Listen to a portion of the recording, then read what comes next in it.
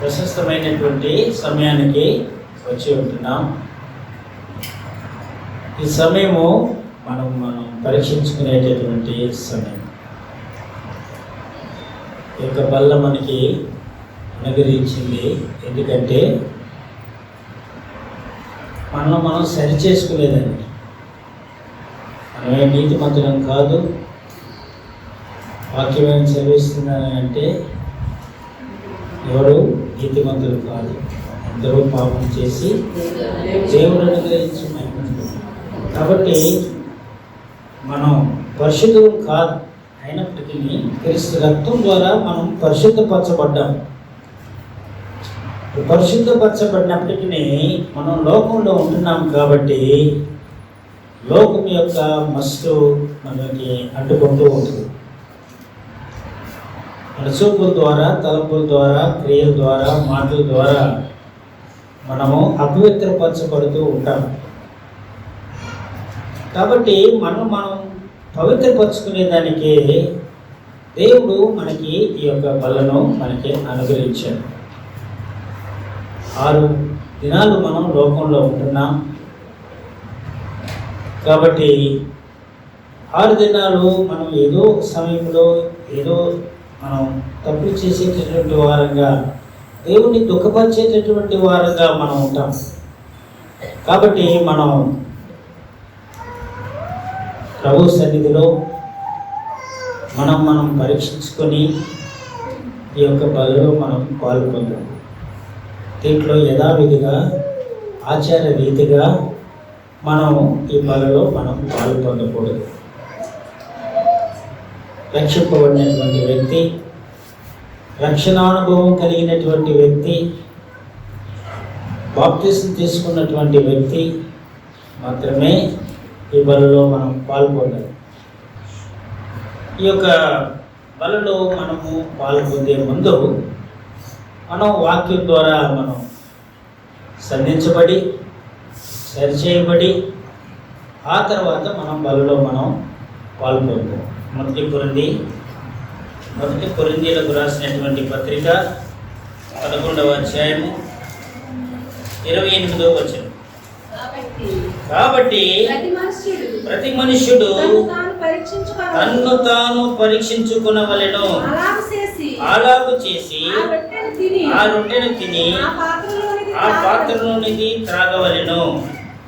ప్రభువు శరీరమని వివేచింపక తిని త్రాగువాడు తనకు శిక్షావిధి కలుగటకే తిని త్రాగుతున్నాము.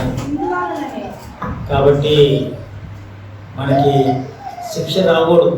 బలలో పాల్పొంది మనం ఆశీర్వాదాలు పొందాలి, కానీ మనం శిక్షను పొందకూడదు. అందుకనే మనలో అపవిత్రంగా, అయోగ్యంగా మనం పరీక్షించుకోకుండా ఈ బలలో యథావిధిగా మనం పాలు పొందటం ద్వారా మనం బలహీనమైపోతున్నాము. తర్వాత ఆత్మీయంగా సరిపోతున్నాం. ఇక్కడ మీరు ఏమని ఉంది, ఇక్కడ మీరు నిద్రించుచున్నారు అని. నిద్రించుచున్నారు అని అంటే స్పిరిచువల్గా వీఆర్ డైయింగ్, ఆత్మీయంగా మనం చనిపోతున్నాం.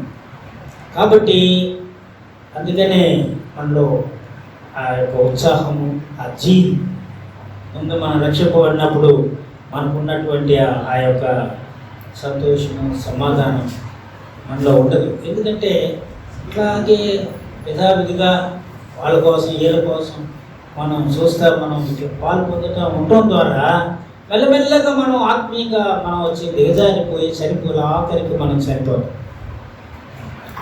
కాబట్టి మనం దేవుడు ఏమని హెచ్చరిస్తున్నాడు అని అంటే ప్రతి మనుష్యుడు తన్ను తాను పరీక్షించుకోవాలి. మనం ఇతరుల్ని పరీక్షించేటటువంటి వారుగా ఉంటున్నామే కానీ మనం పరీక్షించుకోం. అదే ముఖ్యమైనటువంటి ఇది మన క్రైస్తవ విశ్వాసాలుగా ఉండేటటువంటి మనం చేసేటటువంటి పెద్ద పొరపాటు ఏంటంటే మనం పరీక్షించుకోం. మనం ఇతరుల్ని ఇతరుల్ని పరీక్షించే మనం దిగజారిపోతాం. ఇతరులను చూసే మనం దిగజారిపోతున్నాం. కాబట్టి మనం పరీక్షించుకోవాలి. అదే దేవుడు మనల్ని కోరేది. ఎప్పుడైతే నిన్ను పరీక్షించుకుంటావో అప్పుడు సరి చేసుకుంటావు. అప్పుడు దేవుడిని మనం తృప్తిపరిచే వారంగా, సంతోషపరిచేటటువంటి వారంగా మనం ఉంటాం. కాబట్టి ఇక్కడ మనం చూసినప్పుడు ప్రభువు వలన పొందినటువంటి బల్ల, ఇది శిష్యుడు ఏర్పాటు చేసినటువంటి బల్ల కాదు, అపోస్తలుడైనటువంటి పౌలు ఏర్పాటు చేసినటువంటి బల్ల కాదు, ఇది ప్రభువే ఏర్పాటు చేసినటువంటి బల్ల. కాబట్టి మనం ఈ బల్లలో మనం పాల్గొంటాం. ఇక్కడ మనకి బల్ల ప్రతి ఆదివారము మనకి ఇక్కడ బల్ల అనుగ్రహించబడుతుంది. ఎంతో ధన్యులు. కొన్ని సంఘాల్లో బల్లే ఉండదు, కొన్ని సంఘాల్లో సంవత్సరానికి ఒకసారి, తర్వాత నెలలకు ఒకసారి, మొదటి నెలలో అంటే ఒక నెలలో మొదటి ఆదివారం బల్ల. ఇట్లా వాళ్ళకి బల్ల యొక్క ప్రాముఖ్యత వాళ్ళు తెలియనటువంటి వాళ్ళు అది దేవదాసు భక్సింగ్ గారికి ఆయన అనుగ్రహించారు. ప్రతి ఆదివారము ఈ యొక్క బల్లను మనం పాలు పొందేటటువంటి ధన్యతను దేవుడు మనకి ఇచ్చారు. ఎందుకంటే మనం సరి చేసుకోవాలి. చాలామంది బల్లలో పాలు పొందరు. ఎందుకంటే నేను నీతిమంతుని కాదు, నేను వచ్చి ఇంకా నేను దేవుని సన్నిధిలో దేవునికి నేను దూరంగా ఉన్నాను అని అంటే దూరం అయిపోతామే. కానీ సరి చేసుకొని బల్లలో పాలు పొందేది అది ఎవరు కూడా ముందుకు రాలేకపోతున్నారు. వాళ్ళు అనుకుంటారు మేము గొప్ప వాళ్ళని. ఏమైనటువంటి వాళ్ళారా, ఈ బల్లలో నువ్వు పాలు పొందకపోతే నీకు నిత్య జీవమే లేదు. నువ్వు ఎందుకు రక్షింపబడ్డావు? ఎందుకు క్రీస్తును ప్రభువుగా అంగీకరించావు? నువ్వు పరలోకానికి వెళ్ళాలి. అదే మన నిశ్చయిత, అదే మన నిరీక్షణ. ఆ నిరీక్షణని వదిలిపెట్టేసి నేను బల్లలో పాలు పొందను అని అంటే అప్పుడు అది waste. It is mere waste. ఇక్కడికి వచ్చి పాటలు పాడి అన్నీ చేసి దేనికి ప్రయోజనం లేదు. చూడండి యోహాను సువార్తలో ఏమంటున్నాడో చూడండి. నా శరీరమును తిని నా రక్తమును త్రాగువాడు నిత్య జీవము కలవాడు, అంత్య దినమున నేను వానిని లేపుదును. నువ్వు బలలో పాలు పొందకపోతే అంత్య దినాన్ని నువ్వు దేవుడు వచ్చినప్పుడు మనం లేపడం, అందరం లేపడతాం. ఒకవేళ చనిపోయింటే మనం లేపడతాం, మనం బ్రతుకుంటే మనం ఎత్తబడతాం. ఈ రెండు కార్యాలు తప్పకుండా జరుగుతాయి. దినాలు చాలా అంటే అంత్య దినాల్లో మనం ఉంటున్నాం. కాబట్టి మనం జాగ్రత్తగా మనం ప్రభు బలిలో మనం పాల్గొనాలి. మనం పరీక్షించుకొని బలిలో పాల్గొంటే మనకు ఆశీర్వాదం. కాబట్టి మనకు నిత్య జీవం కావాలి. ఈ నిత్య జీవం నా పొద్దు నేను దీంట్లో పాల్గొందను అంటే నువ్వు జన్మకి వచ్చి నీ వలన నీ సొంత శక్తి ద్వారా, నీ సొంత బలం ద్వారా నువ్వు వచ్చి రక్షణ పొందలేవు. నువ్వు రావాలి. బాప్తిసం తీసుకున్నటువంటి వారు, రక్షింపబడినటువంటి వారు చాలామంది ఈ పనుల్లో పాల్గొంటున్నా. కారణం ఏంటంటే నేను సరిలేదు. ఎవరు సరి ఉండారు? ఎవరు సరిలేదంటే బైబిల్ చెప్తుంటే నువ్వేం చెప్పేది? సరి చేసుకోవాలా? సరి చేసుకో. దేవుడి సన్నిధిలో నువ్వు అపవిత్రుడివే, నన్ను సరిచేయి, నన్ను సరిచేయి అంటే నువ్వు కన్నీళ్లు పెట్టి ప్రార్థించి నువ్వు వచ్చి బలలో పాల్గొంటే ప్రభు నీకు శక్తి ఇస్తాడు. దాంట్లో నుంచి నేను కూడా ఆ విధంగానే అట్లాగే ఉన్నా. ఇంతవరకు ఇప్పటి వరకు కూడా నేను బలలో పాలు పొందకుండా నా రక్షణ దాదాపు 30 సంవత్సరాలు బలలో పాలు పొందకుండా నేను ఉన్నా, ఎక్కడికి పోయినా. కాబట్టి మనం దేవుడు మనకి ఇస్తాం, శక్తి ఇస్తాడు. బలలో మనం పాలు పొందామంటే మనకి ఆశీర్వాదం వస్తే శోధనలు రానటువంటి మనిషిలు బైబిల్లో ఎక్కడ వచ్చి శ్రమలు నీకు రావు అని చెప్పి ఎక్కడ లేవు. క్రైస్తవుడు అయినందుకే బాధ అనుభవించి తీరాల్సిందే. ఎందుకంటే మన మార్గము ఇరుకు మార్గం. మన ఇరుకు మార్గంలో మనం పోయేటటువంటి వారం. విశాల మార్గం కాదు మంది హాయిగా జాలీగా తిరిగేదానికి. ఇరుకు మార్గంలో పోయేవాడు. ఇరుకు మార్గంలో పోయేటప్పుడు అన్ని తిప్పులే ఉంటాయి, మనకు కష్టాలే ఉంటాయి, అన్ని ఎదిరింపులు ఉంటాయి, బెదిరింపులు ఉంటాయి. అన్నిటిని మనం ఓర్చుకొని మనం పోతా ఉండాలి. మనల్ని దేవుడు చూస్తూ ఉన్నాడు. ఏ సమయంలో మనకి హెల్ప్ చేయాలో ఆ సమయంలో మనం హెల్ప్ చేస్తాడు. నువ్వు దేవుడిని మర్చావనుకో ఈ శ్రమను చూసుకొని వదిలిపెట్టేస్తాడు. కాబట్టి మనం ఎక్కువ మార్గం పోయేవాళ్ళం కాబట్టి మనం ఏం చేయాలి? ప్రతి ఆదివారం మనం బలలో యోగ్యంగా మనం పాల్గొనేదానికి మనం నేర్చుకోవాలి. ప్రభు సన్నిధిలో ఒప్పుకోవాలి. మనం తప్పిదాలు చేసే వాళ్ళమే, మనం బలహీనులమే. కాబట్టి దేవునికి తెలుసు నీ బలహీనతలు, నా బలహీనతలు. కాబట్టి ఆయన మనం సహాయం చేస్తాడు. కాబట్టి మొట్టమొదటిగా మనం చూసినప్పుడు ఇది ప్రభువు వలన పొందినటువంటి బలగా మనం చూస్తూ ఉంటున్నాం 23వ వచనంలో. ఆ తర్వాత ఇది వచ్చి కృతజ్ఞతాస్తుతులు చెల్లించేటటువంటి బల్ల. This is the table of gratitude. ఇది వచ్చి టేబుల్ ఆఫ్ గ్రాటిట్యూడ్. రెండవదిగా చూసినప్పుడు this is the table of remembrance. జ్ఞాపకార్థ బల్ల. ఇది ఎవరు జ్ఞాపకం చేసుకోవాలా? నీ కొరకు, నా కొరకు ప్రాణం పెట్టినటువంటి ప్రభువుని మనం జ్ఞాపకం చేసుకోవాలా? ఊరికడే రొట్టె వచ్చినప్పుడు రొట్టె తీసుకొని తిని ద్రాక్ష రసం వచ్చినప్పుడు తాగేసి ప్రభు నీవు జ్ఞాపకం చేసుకో. ఆయన పొందినటువంటి శ్రమలు, ఆయన పొందినటువంటి కష్టాలు, ఆయన అనుభవించినటువంటి బాధలు నీ కొరకు, నా కొరకు, నిన్ను నన్ను రక్షించుటకు, నిన్ను పాపం నుండి, శాపం నుండి, మరణం నుండి విడిపించుటకు ఆయన శిలువలో ఏ పాపం పెరిగినటువంటి ఆయన పాపుగా చేయబడ్డాడు. ఆయన జ్ఞాపకం చేసుకో. ప్రభువా నా కొరకు నువ్వు వచ్చి ఇన్ని శ్రమలు పొందావు ప్రభువా. జ్వరం వస్తే మనం తక్కువ. నువ్వు ప్రభువు పొందిన శ్రమలను మనం ఒక్కసారి ధ్యానించినప్పుడు మన శ్రమలు ఏపాటివి? కాబట్టి శ్రమల్ని మనం జ్ఞాపకం చేసుకునేటటువంటి వారంగా ఉండాలి. ఇది ప్రభువు వచ్చు వరకు ఆయన యొక్క మరణాన్ని ప్రచురించేటటువంటి బల్ల 26వ వచనంలో మనం చూస్తూ ఉంటాం. It is a table of proclamation. This is a table of proclamation. కాబట్టి ఇంకోటి చూసుకున్నప్పుడు 27వ వచనంలో ఏం చెప్తున్నాడంటే 28వ వచనంలో this is a table of examination. పరీక్షించుకునేటటువంటి బల్ల. ఇది మనం పరీక్షించుకునేటటువంటి బల్ల. ఆ తర్వాత 29వ వచనంలో చూసినప్పుడు ఇది శిక్షావిధి, శిక్షనిచ్చేది. It is the table of punishment. బలలో పాల్పొందితే పనిష్మెంట్ ఎప్పుడు అయోగ్యంగా. కాబట్టి ఇది టేబుల్ ఆఫ్ పనిష్మెంట్. ఇవన్నీ మనం అనుకుంటూ బలలో పాల్పొందాం.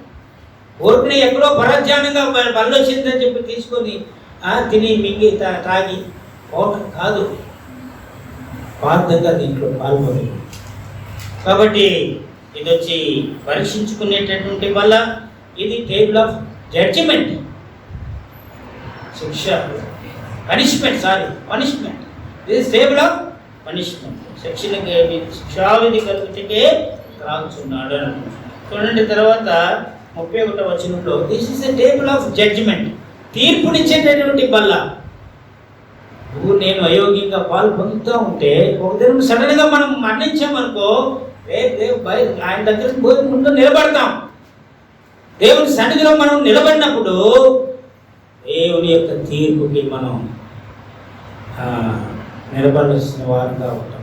కాబట్టి ఇది తీర్పునిచ్చేటటువంటి బల్లగా మనం చూస్తూ ఉంటున్నాం. కాబట్టి ఈ యొక్క బల్లలో మనం యోగ్యంగా మనం పాల్గొనాలి. ఇది పరీక్షించుకునే బల్ల అన్నప్పుడు పరీక్షించుకోవాలి అని అంటే ఎన్నో విషయాల్లో మనం పరీక్షించుకోవాలి. చాలా విషయాల్లో మనం పరీక్షించుకోవాలి. కాబట్టి మనం ఒకే ఒక విషయాన్ని మాత్రం ఈ యొక్క పరీక్ష కొరకు మనం చూసుకుని మనం ప్రభు బలలో మనం పాల్గొంటాం. చూడండి, దేన్ని పరీక్షించుకోవాలి అని అంటే మన హృదయాన్ని మనం పరీక్షించుకోవాలి. ఏదైనా మన హృదయం ఎటువంటిది అనేటటువంటి దాన్ని, మన హృదయం మనకి పిడికిడి వంటిది. ఎవరెవరు ఎంత పిడికి ఉందో అంతే. నీ పిడికిడి ఎంతో అంతే ఉంటుంది నీ హృదయం. ఆయన పెద్దవాళ్ళకి లావుగా ఉండేవాళ్ళకి ఎంత పిడికిడి ఉందో అంతే ఉంటుంది. పిడికిడంత హృదయము అది ఎంత భయంకరమైనటువంటిది ఈ దినాల్లో మనం పరీక్షించుకుందాం. మన హృదయాన్ని మనం పరీక్షించుకుందాం. ఎందుకంటే బైబిల్ ఏం చెప్తుందని అంటే చూడండి, యెషయా 33:18లో యెషయా 33:18లో ఏముంది? హృదయం ఎటువంటిదంట? హృదయము భయంకరమైనది. తర్వాత ఆదికాండము 8:21లో ఇది బాల్యం నుండి చెడ్డది. ఆదికాండము 8:21లో ఇది బాల్యం నుండి చెడ్డది. హృదయము పిడికి వంతుగా ఉన్నప్పటికీ ఇది భయంకరమైనటువంటిది అని చెప్పి యెషయా చెప్తున్నాడు. ఆదికాండంలో దేవుడు ఏమంటున్నాడు? ఇది బాల్యం నుండి చెడ్డది అని అంటున్నాడు. మరి ఆదికాండం 6వ అధ్యాయము 5వ వచనంలో ఇది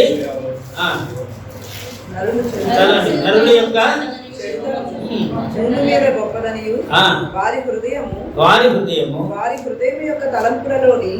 వారి హృదయములోని తలంపుల యొక్క ఊహలు బహు చెడ్డవి. కాబట్టి మనం ఈ యొక్క హృదయాన్ని గురించి మనం తెలుసుకోవాలి. పాపంతో నిండినటువంటి హృదయం, పాపంతో నిండిన హృదయం, ఇది భయంకరమైనటువంటి ఇది. ఇంకా చూసినప్పుడు కీర్తన 64:6లో ఈ హృదయం ఎటువంటిది అని అంటే దీని యొక్క చూడండి, హృదయాంతరంగము అగాధము అని అంటున్నాడు. అగాధము అంటే ఏంటి అని అంటే యు కెనాట్ అది మెషర్, అంటే ఎంత లోతును మనం వచ్చి కొలవలేము. అగాధం ఎంతో దిగి చూస్తే ఉంటుంది అన్నమాట. కాబట్టి అంత లోతైనటువంటి హృదయం కలిగినటువంటి వారు మనమంతా.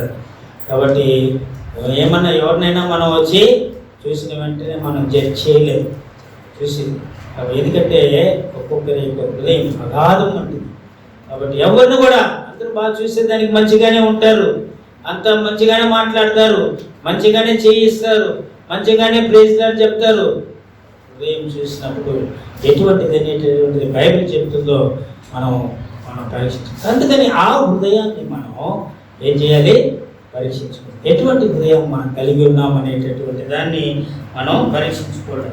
చూడండి, ఇంకా మనం ఇర్మియా 17:9లో ఈ యొక్క హృదయము మోసకరమైనది, ఇది ఘోరమైనటువంటి వ్యాధి గలది అన్నాడు. కాబట్టి దాన్ని గ్రహింపగలిగినటువంటి వాడు ఎవడు? కాబట్టి ఇటువంటి హృదయాన్ని మనం కలిగి ఉన్నామనేటటువంటిది ఈ బల సమయంలో మనం జ్ఞాపకం చేసుకోవాలి. కాబట్టి చూడండి, అందుకనే కీర్తనకారుడు ఏమంటున్నాడంటే కీర్తన 7వ అధ్యాయం 9వ వచనంలో 7వ అధ్యాయం 9వ వచనం అంతరింద్రియములను పరిశీలించు నీతిగల దేవా ఏమంటున్నాడు? అంతరింద్రియములను పరీక్షించు నీతిగల దేవా. కాబట్టి దేవా అని చెప్పి మన హృదయంలో ఉండేటటువంటి మన యొక్క ఏమేమి స్వభావాలు ఉన్నాయో మనం వాటన్నింటినీ ప్రభు సన్నిధిలో ఒప్పుకోవాలనేటటువంటిదే. చూడండి, ఇంకా ఏమంటున్నాడంటే కీర్తన 44:21 ఏమంటున్నాడు చూడండి, హృదయ రహస్యములు ఎరిగినటువంటి దేవా. కాబట్టి హృదయ రహస్యాలను ఎరిగినటువంటి దేవుడు. చూడండి, ఇంకా 26వ కీర్తన చూడండి, యెహోవా నన్ను పరిశీలించుము, నన్ను పరీక్షించుము, నా అంతర్దేములను నా హృదయమును పరిశోధించు. ఇక్కడ 3 పదాలు దావీదు మహారాజు వాడుతున్నాడు. ఏం వాడుతున్నాడు? మొట్టమొదటి ఏమంటున్నాడు? పరిశీలించుము అంటున్నాడు. రెండవది ఏం వాడుతున్నాడు? పరీక్షించుము అంటున్నాడు. మూడవది ఏం వాడుతున్నాడు? పరిశోధించు. ఈ మూడింటికి అర్థాలు తెలుసా? ఈ 3 పదాలకి అర్థాలు తెలుసా? వద్దు చదువుకున్నాం మనం. పరిశీలించము అంటే ఏంటి? సపోజ్ ఒక ప్రోడక్ట్ కొన్నాం, ఈ మైక్ను కొన్నాం, చూసిన వెంటనే ఇది మైక్ అని అంటాం, అది పరిశీలించడం. రెండోది వచ్చి పరీక్షించడం, పనిచేస్తుందా లేదా దాన్ని ఆపరేట్ చేసి చూస్తామా? ఆపరేట్ చూస్తాం, దాన్ని ఓపెన్ చేసి స్విచ్ ఎంతో ఆనందాన్ని చూస్తాం. మూడోది ఏం చేస్తాం చూడండి, పరిశోధించమనంటే దీంతో పాటు ఒక లీఫ్లెట్ ఇస్తాడు. ఒక దీనికి కానీ కొంటే ఏ వస్తువు కొన్నా కానీ ఒక లీఫ్లెట్ ఇస్తాడు. దాంట్లో ఏముంటుంది, ఇన్స్ట్రక్షన్, దీన్ని ఎట్లా యూజ్ చేయాలా, దీన్ని ఏ విధంగా యూజ్ చేయకూడదు, దీనికి ఏమేమి చేయాలా, ఎక్కడ పెట్టాలా ఉంటుందా? దాన్ని చూస్తాం. ఫస్ట్ ఏం చేస్తాం, రెండోది ఏం చేస్తాం, ఇది పని చేస్తుందా లేదా, ఎట్లా చేయాలని చూస్తాం. మూడోది ఏం చేస్తాం, ఆ లీఫ్లెట్ తీసి చదువుతాం దీని గురించి. దావీదు మహారాజు చూడండి, ఆయన యొక్క 3 పదాలు ఎంత అర్థంతో కూడినటువంటి రీతిలో ప్రభువుని ఆయన పరిశీలించు ప్రభువా, పరిశోధించు ప్రభువా, పరీక్షించు ప్రభువా అని ఆ విధంగా మనం వాళ్ళలో పాల్పొందేటటువంటి మనం ఆయన ప్రార్థించిన రీతిగా ఈ విధంగా మనం ఆయన ప్రార్థించాలి.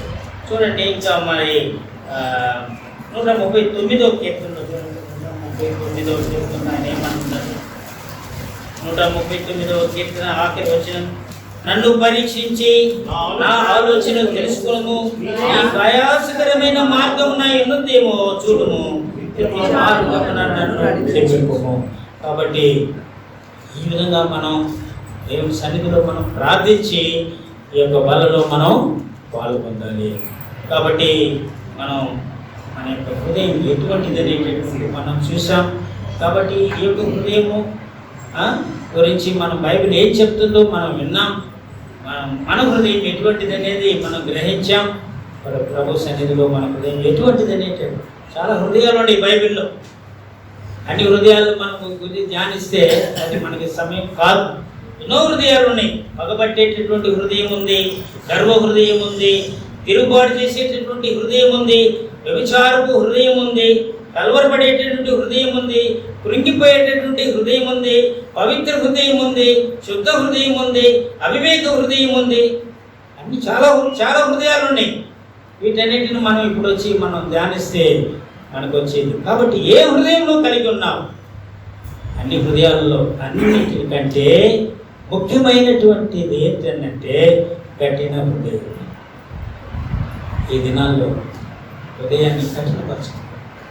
శత్రువు యొక్క కఠిన హృదయం, ప్రతి ఒక్కొక్కరిలో యొక్క కఠిన హృదయం దేవుని వాక్యము ఇక్కడ చెప్పబడినప్పుడు, వాక్యం ద్వారా హెచ్చరించబడినప్పుడు హృదయాన్ని కఠినపరచుకొని వెళ్తున్నాం.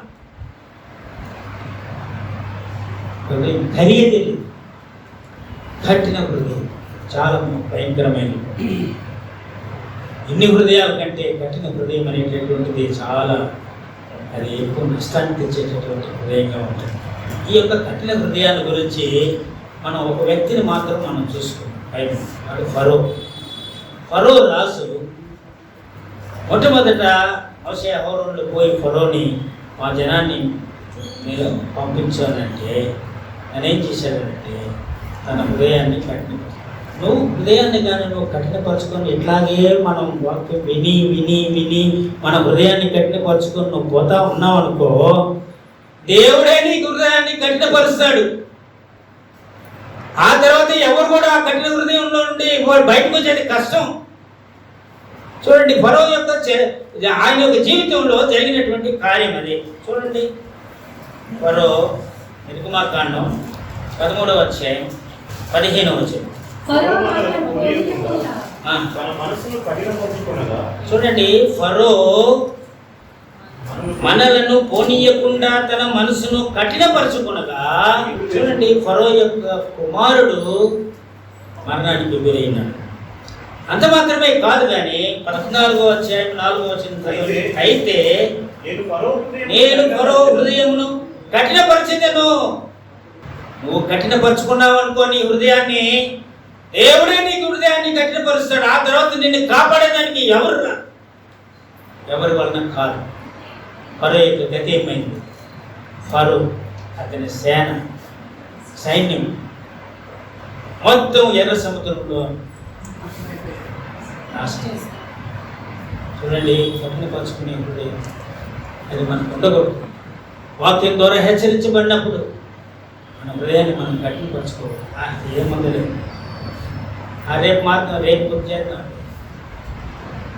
రేపు రేపు రేపు అని అంటే వచ్చి మనం పోస్ట్పోన్ చేసుకుంటూ పోతా ఉన్నాం. అంతే. చూడండి, దేవుడు మనకి ఒక మనస్సాక్షి ఇచ్చాడు. ఆ మనస్సాక్షి దేవుడు. అందరూ అనుకుంటారు దేవుడు ఎక్కడున్నాడు అని చెప్పి వెతుకుతుంటారు. దేవుడు ఎక్కడా లేడు, మన హృదయంలోనే ఉన్నాడు. అదే మనస్సాక్షి, మన సాక్షి. నువ్వు ఒక తప్పు చేసినప్పుడు నీ మనస్సాక్షి నిన్ను గద్దిస్తుంది. వద్దు, చేయొద్దు, ఇది తప్పు అని నీ మనస్సాక్షి నిన్ను గద్దిస్తుంది. నువ్వు గద్దించినప్పుడు ఏం చేయాలి? వినాలి. వద్దులే, సరే అని చెప్పి సరి చేసుకో, రావాలి. నువ్వు దాన్ని ధిక్కరించి, నీ మనస్సాక్షిని ధిక్కరించి నువ్వు సాహసించి నువ్వు చేసావనుకో, నీ మనస్సాక్షి తట్టు. దేవుడు ఇంకా మాట్లాడు నీతో. మనస్సాక్షి సైలెంట్ అయిపో. ఎప్పుడైతే మనస్సాక్షి సైలెంట్ అవుద్దో శత్రువు నీలో దూరుతాడు, ఇంకా నిన్ను చిత్రవత చేస్తాడు. వాటికి చావాల్సి. కాబట్టి మన మనస్సాక్షి మనతో మాట్లాడినప్పుడు మనం సరి చేసుకోవాలి. మన హృదయాన్ని మనం కఠినపరచుకోకూడదు. చూడండి, ఆఖరికి ఫరో యొక్క గతి ఏమైంది? చూడండి 14:28 నీళ్లు తిరిగి వచ్చి అరదములను రౌతులను వారి వెనుక సముద్రంలోనికి వచ్చిన ఫరో యొక్క సర్వసేనను కప్పివేసెను, వారిలో ఒక్కడైనను మిగిలి ఉండలేదు. అందరూ సవాలుగా వచ్చి బయటకు చేరిపోయినారు. ఇశ్రాయేలు సచ్చిన ఐగుప్తీయులను సముద్ర తీరమున చూచిరి. కాబట్టి మన హృదయాలు మనం కఠినపరచకూడదని దేవుడు ఇదేనా మనతో మాట్లాడుతూ. మనకి ఇది చాలా ఇదైపోయింది. యాజ్ యూజువల్గా మనం దాన్ని ఏమంటారు, సర్వసాధారణం అయిపోయింది మన హృదయాన్ని కఠినపరచుకుని. కాబట్టి మన హృదయాన్ని మనం కఠినపరచకూడదని దేవుడి దినం మనతో మాట్లాడుతూ ఉంటున్నాడు. కాబట్టి మనం బల్లో పాల్గొనేటప్పుడు మన హృదయాన్ని మనం కఠినపరచకూడదని ఫరో యొక్క జీవితం ద్వారా దేవుడు మనతో మాట్లాడుతూ ఉంటున్నాడు. చూడండి, ఫరోని ఎన్నిసార్లు దాదాపు 10 తెగులు తీసుకొచ్చి చూపించాడు. అయినప్పటికీ ఫరో యొక్క హృదయము మారలేదు. మనకు కూడా ఎన్నో ఛాన్సెస్ దేవుడు ఇస్తూ ఉంటున్నాడు. ఎంతోమంది సేవకులను ఇక్కడికి నడిపిస్తున్నాడు. సేవకుల ద్వారా మనతో మాట్లాడుతూ ఉంటున్నాడు. మనం సరి చేసుకోవాలనే దేవుని యొక్క ఆశ. మనం సరి చేసుకోకుండా ఊరికనే వచ్చి అందరితో కూడా కలిసి కూర్చొని వాక్యం విని అలా బయటకు వెళ్ళిపోయాడు. నేను ఇంతకుముందు చెప్పినానో లేదో, మాల్లో పోయినప్పుడు ఏం చేస్తుంది? మాల్స్కి పోతాం కదా, షాపింగ్ మాల్స్ పోయే ముందు ఏం చేస్తారు? ఇప్పుడు ఎయిర్పోర్ట్ నేను పోయినాను, ఎయిర్పోర్ట్లో పోతే మనల్ని ఏం చేస్తారు? స్కాన్ చేసి అంత అన్ని స్కాన్ చేసి పంపిస్తారు. ఓరబ్బా, ఇప్పుడు జర్మనీకి పోవాలని అంటే సామాన్యమైంది. వాడు ఏమేమి టెస్టులు చేస్తాడో అన్ని టెస్టులు. నా షూ తీసుకుంటాడు, షూలో వచ్చి ఏదో చేసి ఏదేదో పూస్తాడు. పూసి దాన్ని ఆ షూని సపరేట్గా పెట్టాలి. షూని తీస్తాడు, దాన్ని పూస్తాడు, దాన్ని చూస్తాడు, మళ్ళీ దీన్ని ఆ సిస్టంలోకి తీసుకొచ్చి దాన్ని చేస్తాడు. మనం బెల్ట్ తీసుకుంటాడు, బెల్ట్లో కూడా ఏదో ఒక కెమికల్ రాస్తాడు. ఆ తర్వాత మనం ఇట్లా నిలబడితేనే పేగులు గీగులు అన్నీ వచ్చేస్తాయి. అంత సమస్తం ఏముందో లోపల అంతా ఇవన్నీ స్కాన్ చేసి ఏం చేస్తారు? ఎయిర్పోర్ట్లో మాల్స్లో పంపిస్తారు. చర్చెస్లో ఏంటంటే అది రివర్స్ అన్నమాట. వచ్చే జనాలంతా ఏం చేస్తుందంటే సైతాన్ నాకు నిలబడింది. అందరినీ ఎంతమంది లోపలికి వస్తున్నారు? 50 మందా? 50 శిష్యుల్ని రెడీ చేస్తుంది. 50 మందిని రెడీ చేస్తుంది. 100 మంది వస్తున్నారా? 100 మంది సేనని రెడీ చేస్తుంది అన్నమాట. వచ్చిన వాళ్ళందరినీ పొండి లోపలికి పొండి అని అంటారు. వాళ్ళు చెక్ చేయదు. చెక్ చేయకుండా అందరూ పొండి లోపలికి పొండి, వాక్యం వినండి, బాగా వినండి అని చెప్పి లోపలికి వచ్చి కూర్చున్నాం. అప్పుడు సేవకుడు చెప్తా ఉంటాడు వాక్యం. చెప్పినప్పుడు ఏం పెరిగిపోయి ఏం చేస్తాం?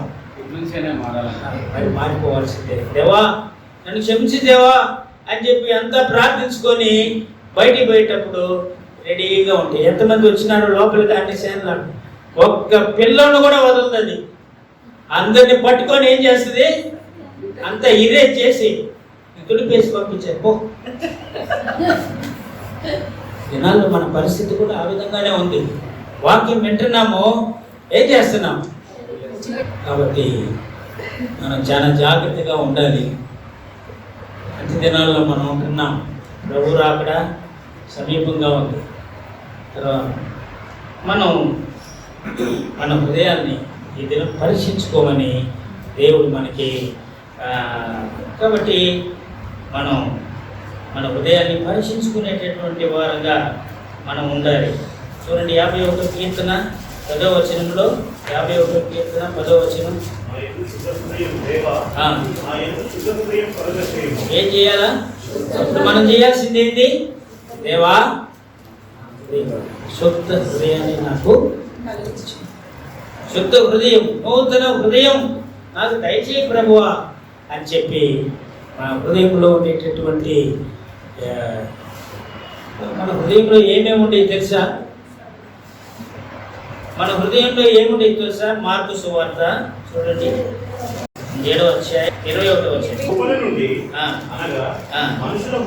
మనుషుల హృదయములో నుండి దురాలోచనలు, జారత్వములు, దొంగతనములు, నరహత్యలు, వ్యభిచారములు, లోభములు, చెడుతనములు, కృత్రిమములు, కామ వికారములు, మత్సరములు, దేవదూషణయు, అహంభావమును, అవివేకమును వచ్చును. ఎన్ని వస్తున్నాయో చూసావా? హృదయం ఎటువంటిది చూడండి. ఎన్ని హృదయంలో నుంచి వచ్చాయి. వీటిలో ఏమైనా మనం చెప్పుకొని ఉంటే ప్రభు సన్నిధిలో ఒప్పుకున్నాం. ప్రభు సన్నిధిలో ఒప్పుకొని మనం వాళ్ళలో మనం యోగ్యంగా మనం పాల్గొంటాం. దీంట్లో ముఖ్యమైనది ఏంటంటే వీటిలో మత్సరం అనేటటువంటిది చాలా భయంకరమైనది. ఈ దినాల్లో సంఘాలు ఎదగకుండా పోవటానికి కారణం, విశ్వాసులు ఎదగకుండా పోవటానికి కారణం ఈ యొక్క మత్సరం అంటే అసూయ. ఇంకో భాషలో, మా భాషలో ఆడకంటే కడుపు మంట అంటారు. ఇంకోటి చాలా పదాలు ఉండేవి దీనికి. ఇంకోటి ఏంటి చెప్పండి, మీకు తెలుసు అన్ని చెప్పండి. కడుపు మంట,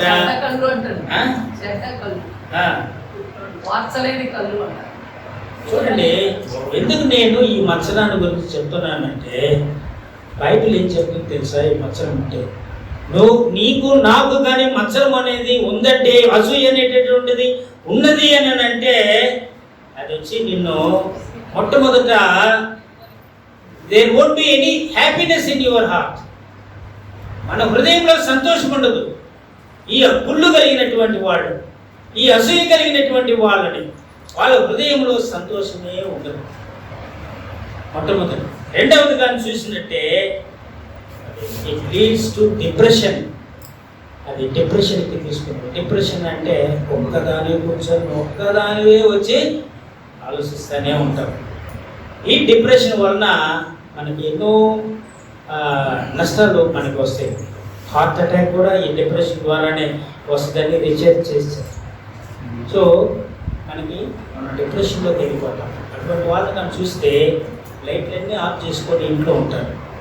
వాళ్ళు లైట్లన్నీ ఆఫ్ చేసుకుంటారు. వాళ్ళు లైట్లు కూడా వేసుకోరు. లైట్లు లేకుండానే ఇంట్లోనే ఉంటారు, ఒక్కరుగానే ఉంటారు. తలుపులు వేసేస్తారు అన్నీ, ఎవరిని కూడా లోపలికి రానివ్వరు. ఇది భయంకరమైనటువంటిది ఈ అసూయ అనేటటువంటిది. ఇటువంటి అసూయతో మనం వచ్చి మందిరానికి వచ్చామనుకో, మందిరం పాడైపోతుంది, కుటుంబాలు పాడైపోతాయి, వ్యక్తులు పాడైపోతారు, సంఘము పాడైపోతుంది. కాబట్టి ఇంతకుముందు వచ్చి 1 మిలియన్లో ఒకరికి ఉండేదంట ఈ అసూయ. అయితే ఇప్పుడు వచ్చి అందరిలోకి వచ్చేసింది. ఇప్పుడు అందరిలోకి వచ్చేసింది అది వ్యాధి. కాబట్టి అసూయ చాలా మోసమైనటువంటిది. ఇప్పుడు కయ్యూని హేబెలుకు అదేది దేనివల్ల కయ్యూను హేబెలు చంపాడు? అసూయ వల్లనే చంపాడు. కాబట్టి ఈ అసూయ వలన యోబు 5:2 ఏం చెప్తుందో చూడండి. యోబు 5:2 దౌర్భాగ్యము గూర్చి ఏడ్చుట వలన మూడులు నశించెదరు. బుద్ధి లేని వారు అసూయ వలన చచ్చెదరు. నీకు అసూయ ఉందనుకో, నువ్వు బుద్ధి లేనివాడు, ఆ బుద్ధి లేకుండానే చచ్చిపోతావు. కాబట్టి అసూయని మనం ఒకవేళ మన హృదయాల్లో అసూయ ఉంటే దాన్ని తొలగించుకున్నాం. అది అంత మాత్రమే కాదు, ఇంకా ఏం చెప్తుందో చూడండి.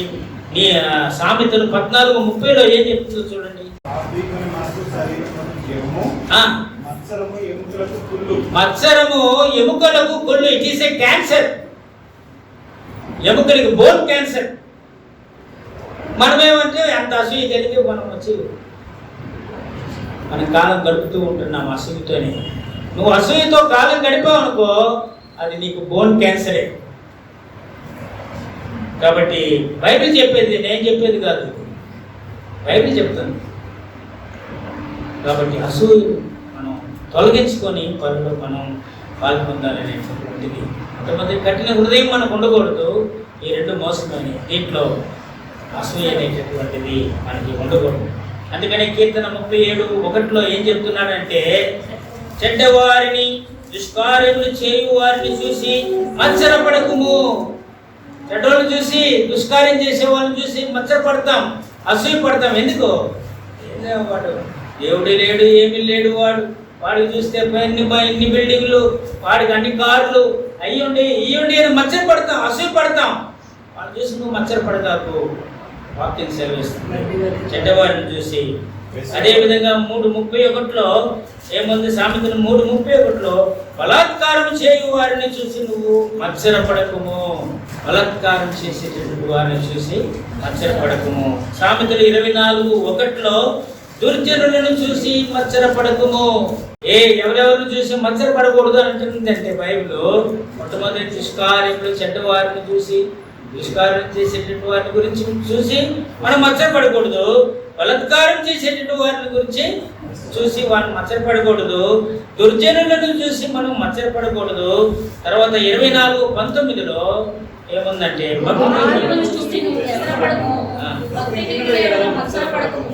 భక్తిహీనులను చూసి మనం మత్సరపడదు.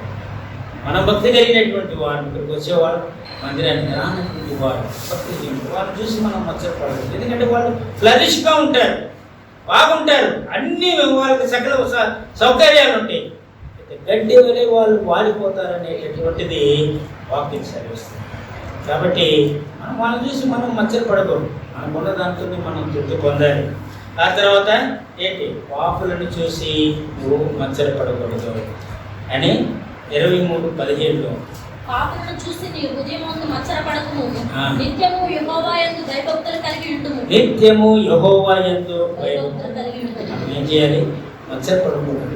యెహోవా యందు భయభక్తులు కలిగినటువంటి వాడు ఆశీర్వదింపబడు. నీకు ఆశీర్వాదాలు కావాలని అంటే మనం ఇతరుల మీద మనం అసూయపడకూడదు. ఒకరు పైకి వస్తున్నామనంటే కాలు బట్టి కింద పడేసే దాంట్లోనే ఉంటామే కానీ పైకి వెళ్ళినటువంటి వాడు కూడా ఏం చేయాలని అంటే ఇతరులు కూడా పైకి తీసుకునేసేదాన్ని. ఈ దినాల్లో ఏం చేస్తారు? పైకి వెళ్ళిన వెంటనే కూర్చొని నీకు వచ్చావు వాళ్ళని కాలుతుందంతా ఉంటుంది, కానీ కూడా పైకి రాని అది చేయకూడదు. కాబట్టి మనం పైకి పోవాలా, ఇతరుల్ని మనం పైకి తీసుకురావాలా. అప్పుడే సంఘము బలపడుతుంది, కుటుంబాలు బలపడతాయి, వ్యక్తిగతంగా మనం ఆశీర్వాదపరంగా ఉంటాం. ఒక ఊళ్ళో కాకి ఏం చేసిందంట, దానికి ఒక దిగులు. ఏం దిగులు అంటే, నేను నల్లగా ఉంటాను. కాకి ఏమంటుందంటే, నేను నల్లగా ఉంటాను, నన్ను చూస్తే ఎవరు వచ్చి దగ్గరకు వచ్చేది లేదు, నన్ను గురించి ఎవరు కూడా పట్టించుకునేది లేదు అని చెప్పి అనుకుంటూ దిగులు పడతా ఉండేటప్పుడు ఒక పావురం వచ్చిందంట. పావురం చూసినట్టు తెల్లగా, అయ్యో ఈ చూడరాది ఎంత తెల్లగా ఉందో,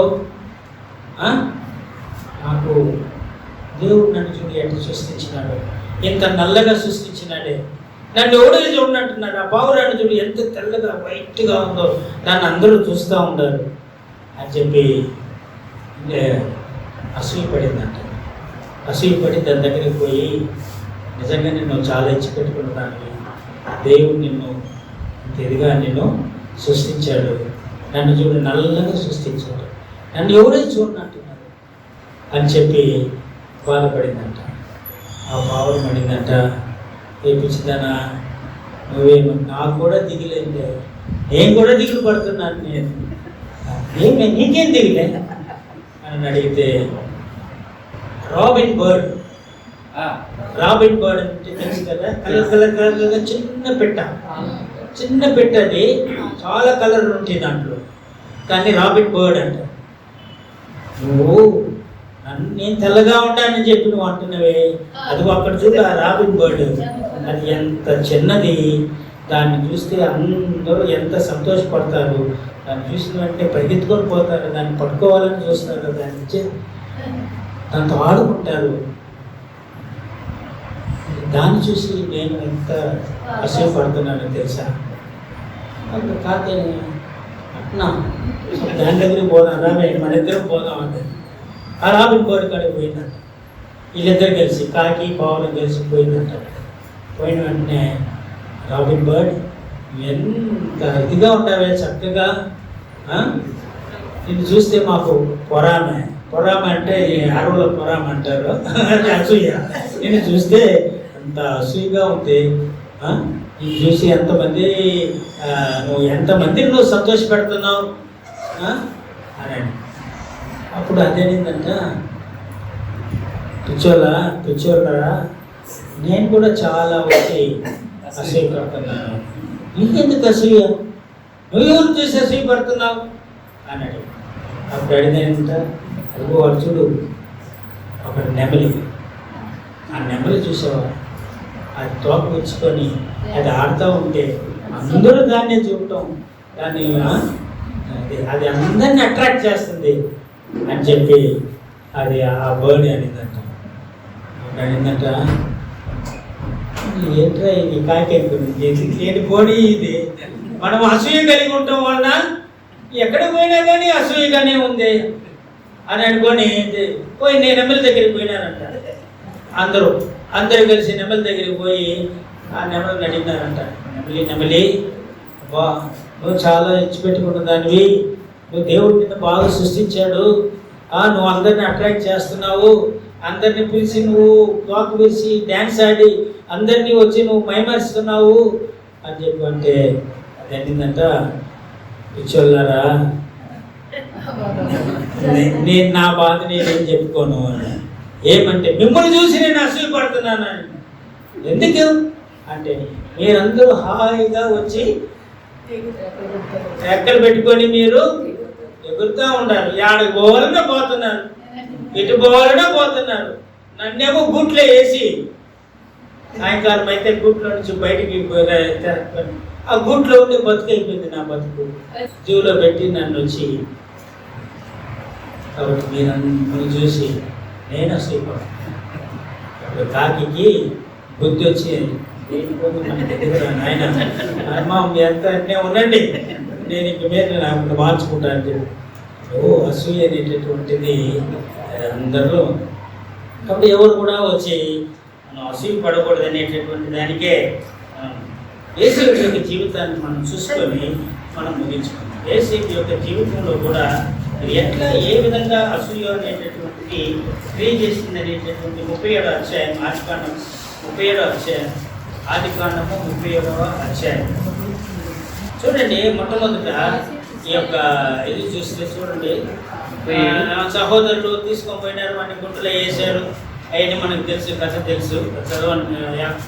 ఇక్కడ 4వ వచనంలో చూడండి, 4వ వచనం, అతని సహోదరులు తమ తండ్రి అతన్ని తమ అందరికంటే ఎక్కువగా ప్రేమించడం చూసినప్పుడు వారు అతని మీద పగబట్టిరి. అసూయ వచ్చే ముందు ఫస్ట్ ఏం వస్తుంది? పగబట్టిరి. తర్వాత 8వ వచనం, 6వ వచనం చదవండి. యేసేపు ఒక కలకని తెలియజెప్పగా వారు అతని మీద మరీ పగబట్టిరి. ముందుగా పగబట్టారు, తర్వాత ఏమైంది? మరీ పగబట్టినారు. ఆ తర్వాత చూడండి, మరింత పగబట్టినారు. 8వ వచనం. అతని మాటలను బట్టి ఆ. అతని మీద మరింత పగబడి మరింత పగబట్టిరి. పగబట్టారు, మరీ పగబట్టారు, మరింత పగబట్టినారు. ఆఖరికి ఏం పట్టినారో చూడండి. 11వ వచనం. అతని సహోదరులు అతని సహోదరులు అతని యందు అసూయపడిరి. అతని యందు అసూయపడిరి. కాబట్టి మనం మన సంఘం అభివృద్ధి చెందాలి అంటే మనం ఏం చేయాలి? అసూయ అనేటటువంటిది ఒకవేళ మనలో అందరిలో ఉంది. మనం తొలగించుకొని మనం ప్రభు సన్నిధిలో ఒప్పుకొని ఆయన బలలో పాల్పొంది మనం సరి చేసుకోండి. కాబట్టి మనలో కఠిన హృదయం అనేటటువంటిది ఉండకూడదు. వాక్యం విన్నప్పుడు వాక్యానుసారంగా మనం సరి చేసుకోవాలి. సరి చేసుకున్నప్పుడే మనం ఆశీర్వాదానికి పాత్రలుగా ఉంటాం.